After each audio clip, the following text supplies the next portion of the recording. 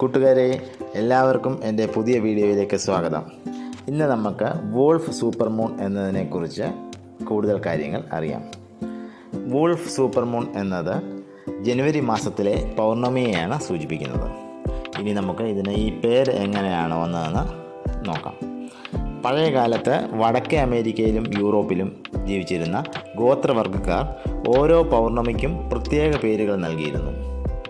ജനുവരി മാസത്തിലെ പൗർണമി കാലത്ത് കടുത്ത ശീതകാലം കാരണം ഭക്ഷണം കുറയുകയും അതോടെ നരികൾ കൂട്ടത്തോടെ വിശപ്പോടെ ഉച്ചത്തിൽ കരയുകയും ചെയ്തിരുന്നു. ആ നരികളുടെ കരച്ചിൽ രാത്രികളിലും മുഴങ്ങുന്നതിനാലാണ് ജനുവരി പൗർണമിക്ക് വോൾഫ് മൂൺ എന്ന പേര് ലഭിച്ചത്. അതേസമയം ചില വർഷങ്ങളിൽ ഈ ജനുവരി പൗർണമിക്ക് ചന്ദ്രൻ ഭൂമിയോട് വളരെ അടുത്ത് എത്തുന്നു. അതുകൊണ്ട് തന്നെ ചന്ദ്രന് സാധാരണ പൗർണമിയേക്കാൾ വലിപ്പ കൂടുതൽ പ്രകാശവും ദൃശ്യമാകുന്നു. ഇത്തരത്തിലുള്ള പൗർണമിയാണ് സൂപ്പർ മൂൺ എന്ന് വിളിക്കുന്നത്. അങ്ങനെ ജനുവരി മാസത്തിലെ പൗർണമി സൂപ്പർ മൂൺ ആയി സംഭവിക്കുമ്പോൾ അതിനെ ചേർത്ത് വോൾഫ് സൂപ്പർ മൂൺ എന്ന് വിളിക്കപ്പെടുന്നു. അങ്ങനെയാണ് ഈ മൂണിന് വോൾഫ് സൂപ്പർ മൂൺ എന്ന പേര് വന്നത്. ചന്ദ്രൻ സാധാരണ പൗർണമിയേക്കാൾ വലിപ്പ കൂടുതലും പ്രകാശത്തോടെയുമാണ് കാണുന്നത്. ഇത് ഏകദേശം 14% വരെ കൂടുതൽ വലിപ്പം ചന്ദ്രന് ആ സമയത്തുണ്ടായിരിക്കും.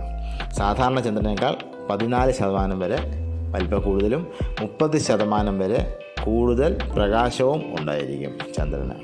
നമുക്ക് ഇത് കാണുവാനായിട്ട് പ്രത്യേക ഉപകരണങ്ങൾ ഒന്നും തന്നെ ആവശ്യമില്ല. നമുക്ക് നമ്മുടെ നഗ്ന നേത്രങ്ങൾ കൊണ്ട് തന്നെ കാണാം. ചന്ദ്രൻ ഉദിച്ചു വരുമ്പോൾ നമുക്കതിനെ ഭയങ്കര വലുപ്പത്തിൽ തോന്നും. കാരണം നമ്മുടെ കണ്ണ് അറിയാതെ തന്നെ അവിടുത്തെ മരങ്ങളോടും കെട്ടിടങ്ങളോടും കമ്പയർ ചെയ്യുന്നത് കൊണ്ടാണ്. അപ്പോൾ സൂപ്പർ മൂൺ സമയത്ത് ഈ ഒരു ഇല്യൂഷൻ കാരണം ചന്ദ്രൻ ശരിക്കും ഒരു ഭീമാകാരനായിട്ട് നമുക്ക് ഫീൽ ചെയ്യും.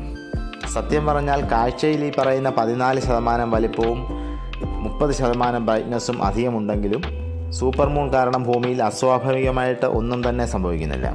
സാധാരണ ഉണ്ടാകുന്ന വേലിയേറ്റത്തിൽ ഒരു നേരിയ വർധന ഉണ്ടാവും എന്നതൊഴിച്ചാൽ മറ്റൊന്നും തന്നെ നമുക്ക് ഫീൽ ചെയ്യുന്നില്ല.